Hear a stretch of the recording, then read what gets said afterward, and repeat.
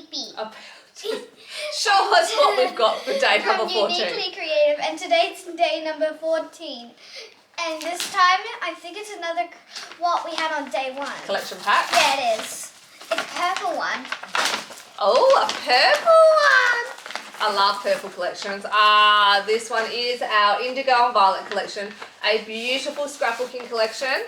And it goes perfectly with Juniper and Saved received on day number 1. Absolutely gorgeous. I hope you love the papers that we've put in this collection. We spend a long time curating these advent kits. Like, we literally start in March, April to start preparing this for you. So this is our beautiful Indigo and Violet collection, day number 14. We'll be back tomorrow to see what's in day 15. See ya. Bye.